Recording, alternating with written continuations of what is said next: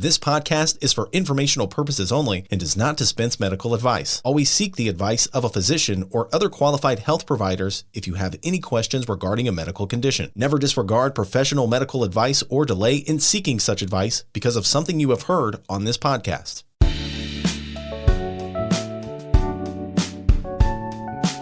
Welcome to a show that we like to call Prostate Cancer Real Talk. Did you know that in the U.S., 1 out of every 8 men will be diagnosed with prostate cancer during his lifetime? 1 out of 8. And black men are 50% more likely to develop prostate cancer in their lifetime and twice as likely to die from the disease. But hey, we're not here to quote statistics and tell you how tough prostate cancer can be. Rather, we are here to create a supportive community of survivors. A place where we can discuss the real-life coping methods from the perspective of a married couple who are living through it day by day. Our hosts, Elle and Shay. This is Prostate Cancer Real Talk. 20 years after surgery and still living their best life, meet David and Kathie Houchens. Powered by their faith and decades-long marriage, Dave and Kathie Houchens are here to share their story of inspiration and motivation with us. They believe that prostate cancer not only affects the patient, but also their spouses, children, and extended families. Dave and Kathie are eager to share their experiences of how they faced and dealt with Dave's diagnosis of prostate cancer over 20 years ago. It is our pleasure to welcome to Prostate Cancer Real Talk, Dave and Kathie Houchens. So I want to bring Kathie in. When Dave was diagnosed with prostate cancer, I know we heard from Shay over the past couple of shows and how her reaction was. Tell us a little bit about your reaction, your perspective for other wives and significant others that are going through, and family members that are going through a diagnosis of prostate cancer. Well, I'll start by saying there is no good time to get prostate cancer. I was in my 50s, and for me, my 50s were a decade of challenge in that our last pets died, the cat and the dog. My father had just died in 1999 of cancer. So in 2001, when my husband was diagnosed, I guess I was at the same time scared, angry, not sure where I was in my faith journey, because where was God in this? I thought maybe an empty nest and moving into a new decade. Of course, he had his surgery 2 weeks after the terrible 9/11 events. So the decade of the new millennium started off with a real negative effect on me. So I had to get my act together. So my default mode for self-preservation and sanity is either music or art. So I continued getting deep into that. But at the same time, just didn't know whether to think I was going to be a widow soon. I mean, just was a scary time. Fortunately, Dave is he's the opposite on the end of the emotional scale for me. I go off and flail about and panic easily, and that's why he's the scientist and I'm the artist, because he's very measured and takes things in his stride, knows there's always another answer to the next question, and pursues and knew where to pursue the best information. And he started us going to conferences that specialized in prostate cancer. So I began to learn that, one, I was not alone in this. There's a whole community, although it was a sorority I didn't want to join. But like he said, you're in it now, so make the best of it. And we did. We started going to conferences in California, which meant a bit of travel every year. But we tried to make the best of that too. So every conference, we met new people, we met new doctors, we were able to hear the latest research. And so for us, really, prostate cancer opened a door to a journey that became a lifestyle. It put us closer together in that, whereas I guess even while we were raising our children, we kind of had our own directions in which we went. And yes, we our paths crossed and we had a good relationship, but nothing like the closeness that we were going to be thrown into with prostate cancer. Because there are things you need to talk about once you get prostate cancer that maybe or maybe not, we would have actually tried to improve our intimate relationships. When you don't have to, you just go with the flow and get into routines that might become too routine. So now we were kind of reinventing how we acted on our being together with each other. And we had the common interest of the prostate cancer. Now, I won't be totally truthful if I don't say that I resisted getting dragged into the prostate cancer world. But once I realized I had some gifts to offer, and if this is part of the journey, then why not contribute when I could? And part of my journey is a spiritual journey. And I think that started from childhood when I had myself a diagnosis at age 5 that I was just not going to live. But I think starting then, I realized that I tapped into a resource of spiritual depth that got me through a lot of hard times. And so prostate cancer was one more chance to say, well, what do I not now know about God, or however you name your higher power? But for me, the name was God at the time, and still continues to be, although I've branched out from that. And I actually immersed myself in a 3-year program, which at the time, all I knew is I wanted a wider spiritual base to draw from.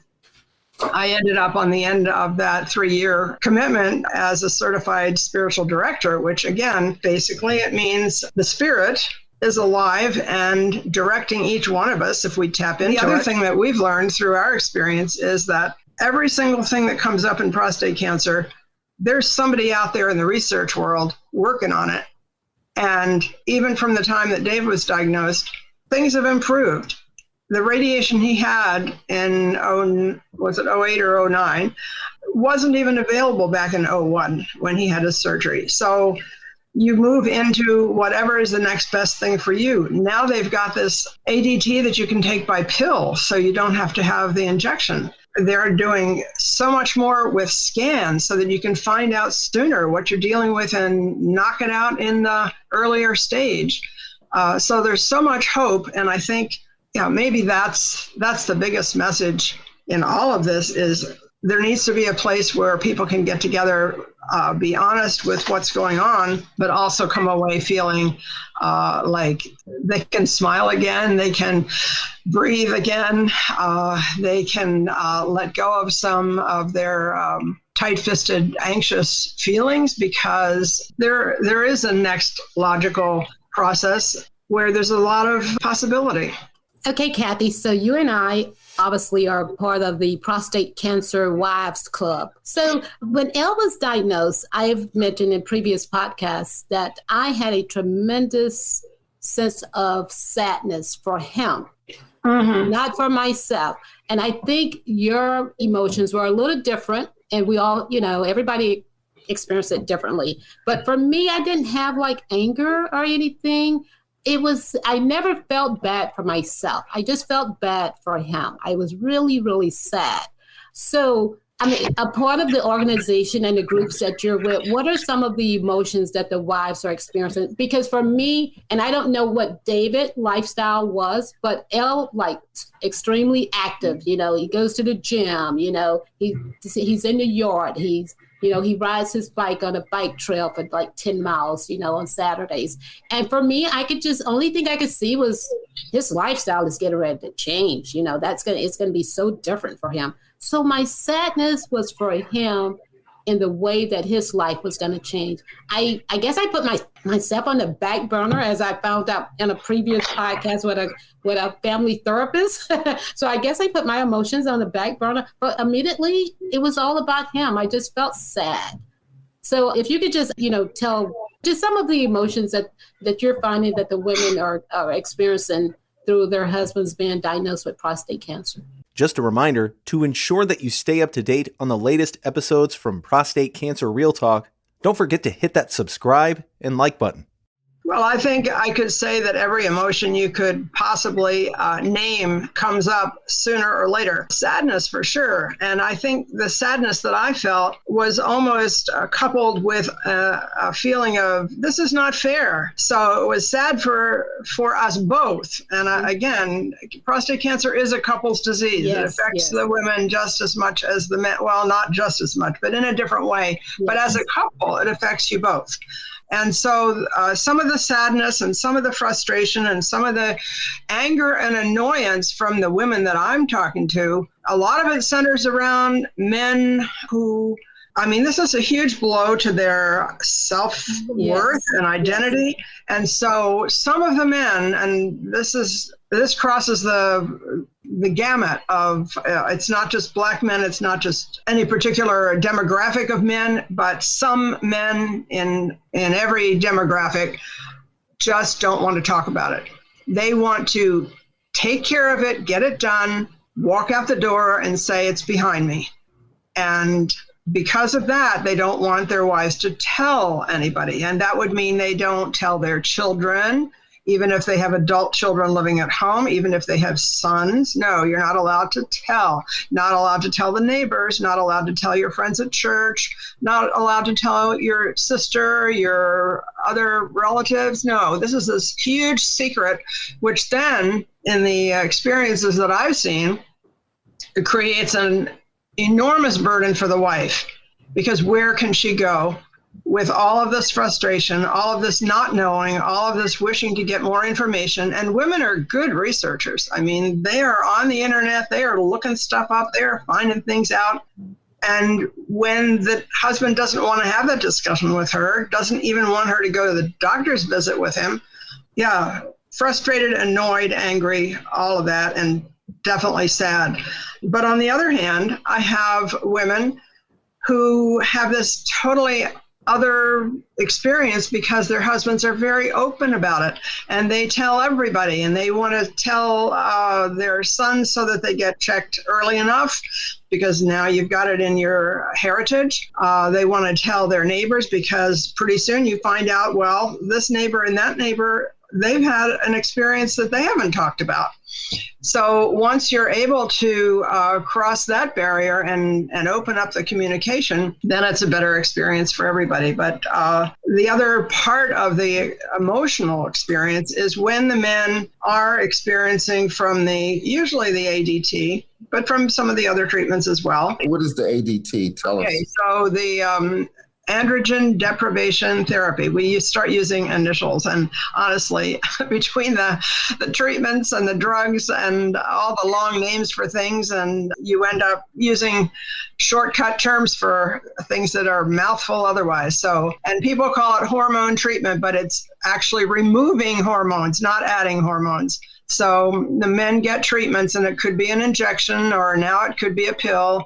It used to be just cut off your testicles. So at least they've gotten beyond that. Did you literally mean cut them off? Oh, yeah. Orchiectomy.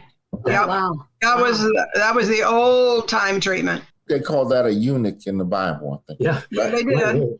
Let me just say that related to removing your sex hormone, and whether it's women losing it during menopause or men losing it because of this treatment, we get moody.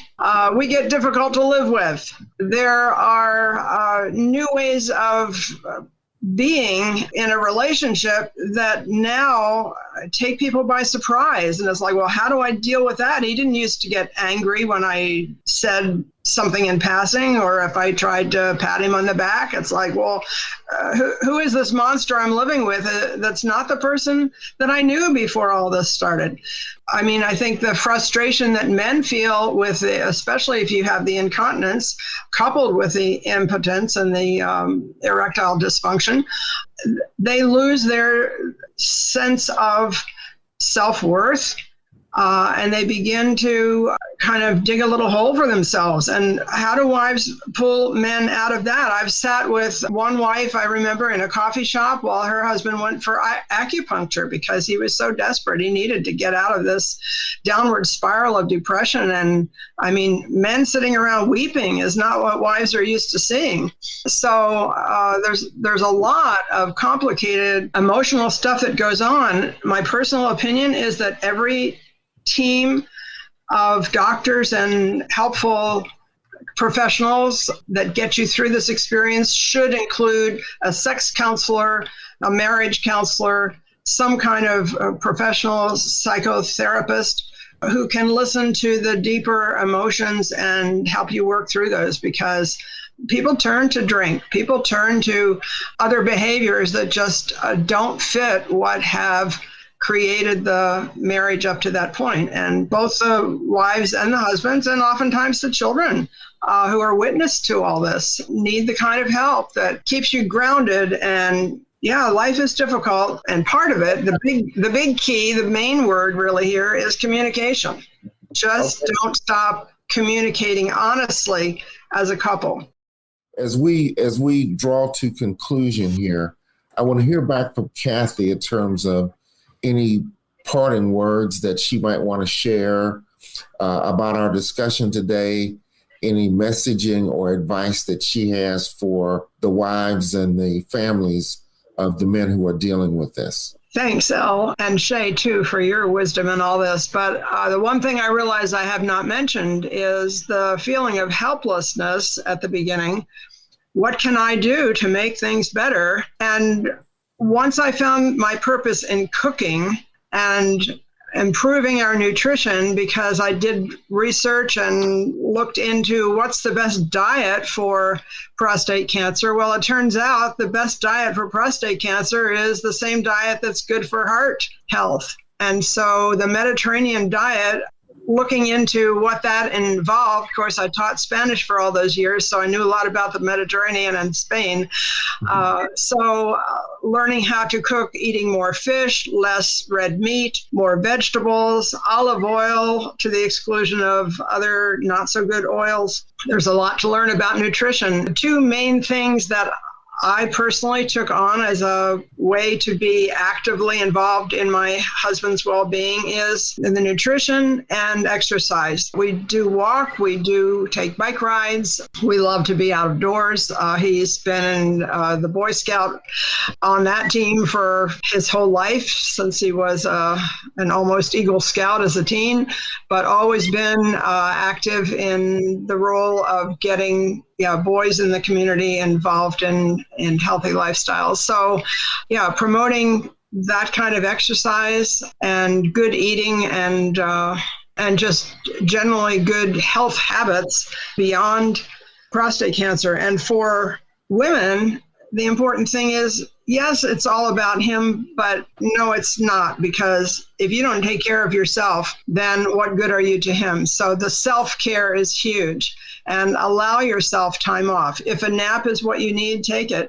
If a little time alone just to do your art or play your music or take a walk alone in the neighborhood and notice the bird song, do it, because your mental health, your emotional health contributes to your husband's well-being. Don't forget to subscribe to our YouTube channel and like this video to keep seeing more content like this from us. It will also benefit YouTube's algorithm, helping to introduce our content to others who may need it most. Dave, what do you think about what we've done today? And do you have any closing thoughts or comments you'd like to make, advice to our listeners? Yes, the one thing that I would advise every man that has been diagnosed and ultimately treated is to know and say that is not the end. In other words, a lot of men say, okay, I've had surgery, I'm cured. I've had radiation, I'm cured. And they don't continue to follow through. It's very important, once you've had the diagnosis of that, once you've been treated, to maintain for the rest of your life following it with PSAs on a regular basis. We just want this podcast to be a voice and a place where people can come, a community for those of us who are going through as Dave put it to me, the club that nobody wants to join. But I will say that it opens up your horizons. You meet a lot of great people, like we met Dave and Kathie, who we would not have met had it not been for prostate cancer. So that's a good thing. And so some good things can come from this experience. Thank you, guys. To reach our show, email Elle and Shay at prostatecancerrealtalk.com. That's EL and Shay, SHAY, at prostatecancerrealtalk.com.